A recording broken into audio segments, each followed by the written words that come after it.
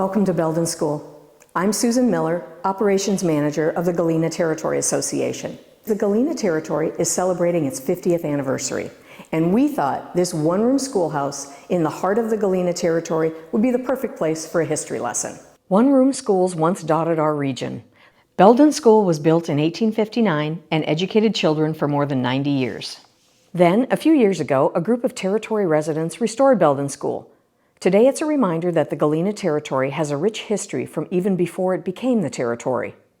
Let's take a minute to go way back in time. Thousands of years ago, glaciers flattened most of North America, but they bypassed parts of Illinois, Wisconsin, and Iowa, leaving the beautiful rolling hills we call home here in the Galena Territory. And just under the surface of the hills was lead.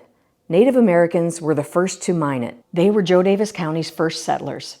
This is evidenced by burial mounds, artifacts of village sites, and giant earthen sculptures of a bear and a thunderbird dating back thousands of years. Then, in the 1800s, lead mining drew thousands of prospectors from Europe and back east. They turned Galena into a boomtown, and all of Joe Davis County became a very desirable place for white settlers whose farms spread out over the landscape. John Taylor was one of the earliest of those settlers. His home is on Marina Drive here in the Territory. He and some of his family are buried in the cemetery on Cemetery Ridge Road that bears his name. Let's jump forward about 100 years to just before the Galena Territory was developed. I have a multiple choice question for you. What do you think was on this land back in 1970? Goats. Corn. Cows. That is correct. 2,000 cows. Well, I decided to start this cattle operation in Joe Davis County. I got this broker, John Ballback, to help me start putting together farms out there.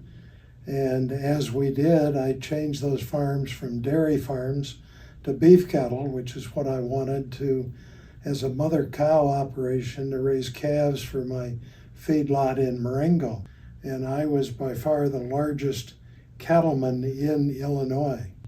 I wanted it all contiguous, so once I got the first piece or two, then I had to just sort of expand that.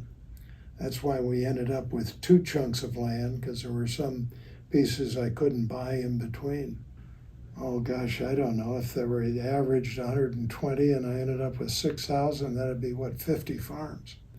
And I kept doing that right up until 1970 when the doctors suggested that I take my daughter to a warmer climate.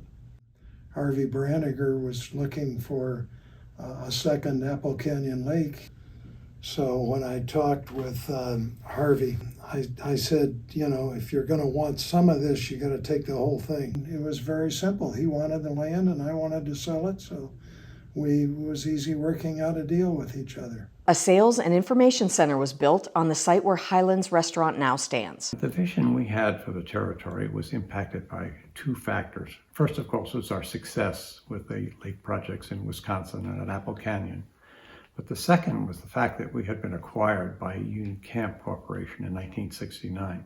And for the first time, we had extensive financial support and therefore dared to do things much more intensely populated with amenities. So we just learned that the Branniger organization decided to build several amenities or activity centers in the Galena Territory.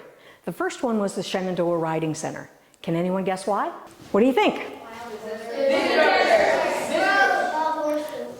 Roads.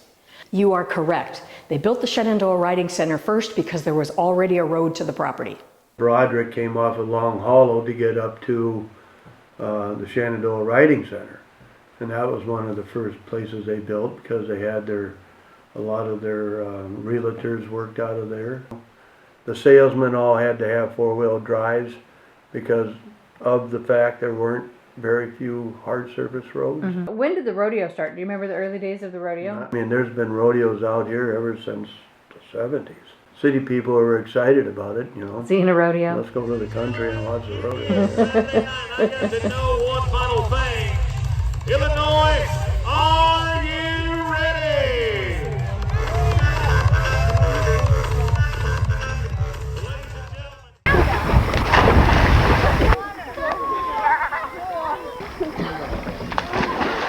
When I came here, we had the gymnasium, which was attached to the swimming pool. That's the gym, and really still there today.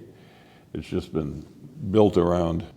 And the hog shed, which we turned into an office. And here's where we're sitting today. The barn, which was the lounge building, and we called it the lounge. And they actually milk cows in this room. And that was the owners club. All of our membership lived in Chicago mostly. Most of them didn't have homes here at the time. So it was like my first annual meeting. And this was back when we went into Chicago to have the meeting. We'd take everything in there. We'd take, the tags and decals and things and pass them out in there. So then we built the first addition to the owners club and had the annual meeting there for the first time. Once we started having it out here and a lot more exhibitors and stuff, then we started doing a dinner. We'd cater it in, and we'd have like the Don Bush Orchestra. Remember Don Bush, the salesman?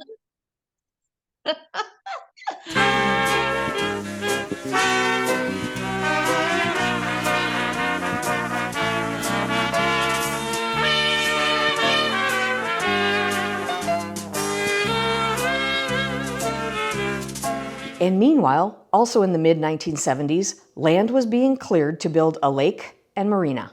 Then we got that 3 foot of snow in April, and then the ground was still frozen. We got all that rain, that lake filled so fast. They were very concerned about it not being able to hold it, and so was IDOT, and so was the railroad, because it would have taken 20 bridge out and the railroad at Aiken. But it helped. And then it was almost like 80% full, and then it took another year and a half or something to break, to get enough water to go over the spillway. That's the old marina. The restrooms are over here. And there were 2 docks. And Branniger really used them for themselves, for the salespeople. And then I started letting people rent a dock by the day.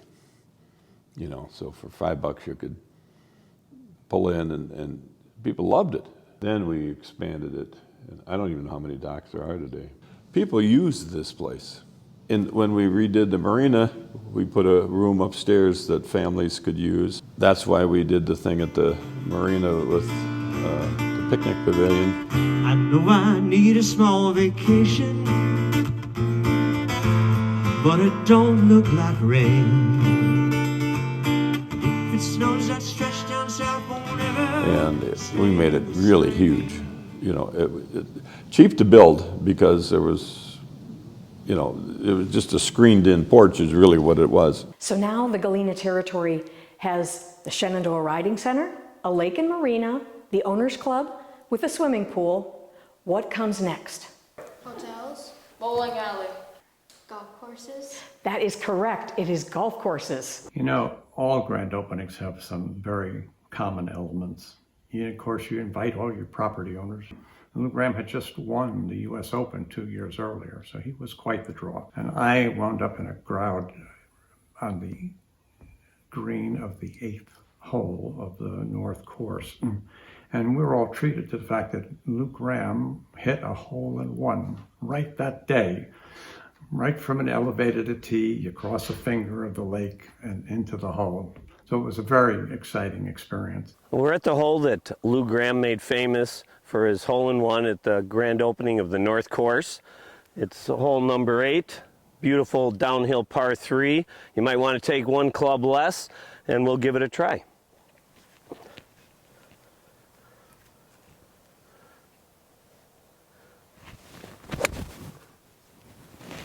That might go in.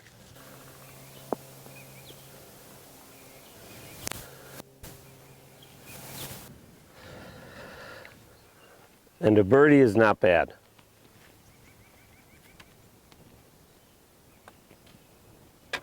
Before leaving the territory, Branniger would build 2 more golf courses. The South Course opened to national acclaim in 1984. The 9-hole East Course opened in 1991. The general golf course would be built by a subsequent owner.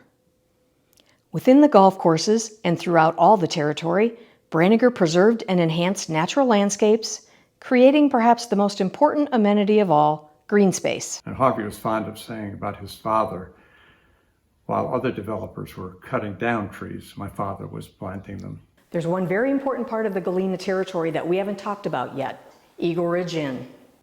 So the idea of building some sort of a resort hotel had always been somewhat in the back of the minds of the developers.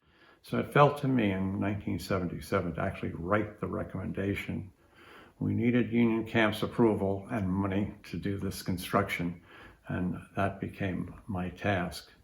Now, from my opinion, the Eagle Ridge Resort essentially saved that community.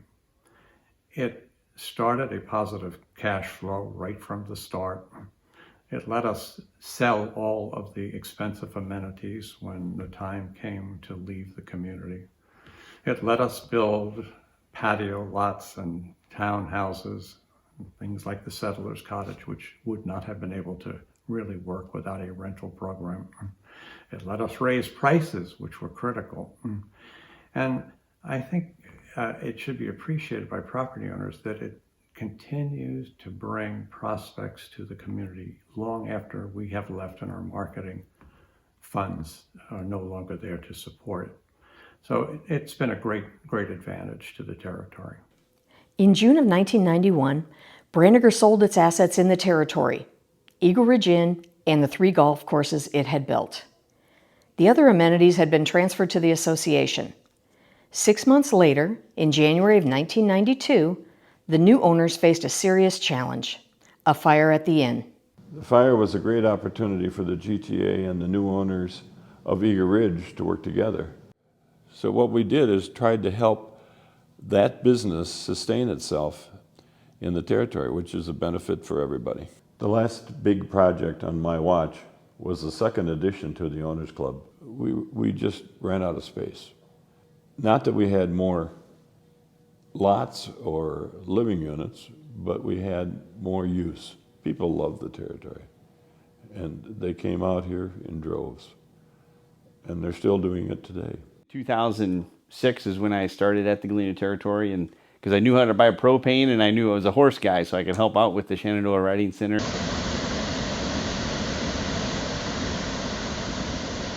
And then in 2011, we had a significant storm that occurred that created a tremendous amount of damage across the entire territory and actually brought a lot of sediment back into the lake that we had to go in and take back out again, and also repair the marina.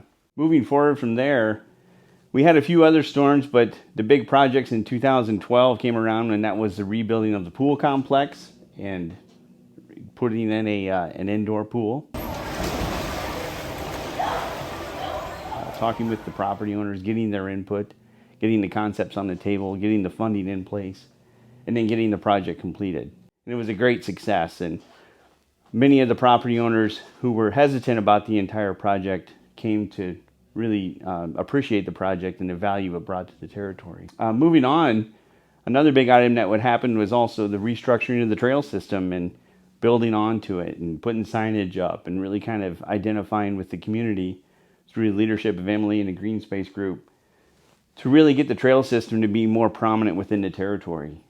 And then one of the last things I participated in before I moved on to another role in my life was the rebuilding of the Shenandoah Riding Center, restructuring it a bit, reducing the number of indoor stalls that we had, putting new siding on the buildings and new roofs, new fencing.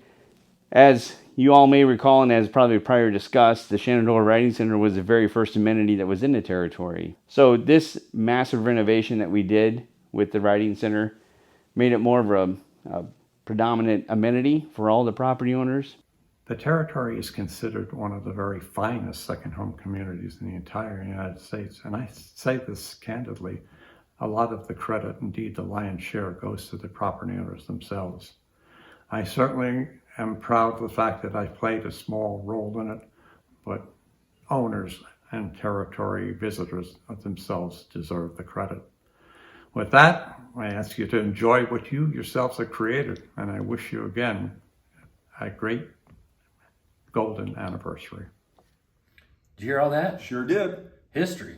ancient history. What about us? Mark, what about all your improvements to the spa you just completed? Well, you guys did a fantastic job on planning the marina, and I can't wait to see it. And what about all the improvements to the golf courses and all the equipment you've added? And how about your fiber optics? Well, I think it's all part of our partnership that we got going. Absolutely. Eagle Ridge and the GTA work well together. We're joined at the hip. Well, how about looking for another 50 years? You bet, partner. All right, sounds good. Happy anniversary, Galena Territory!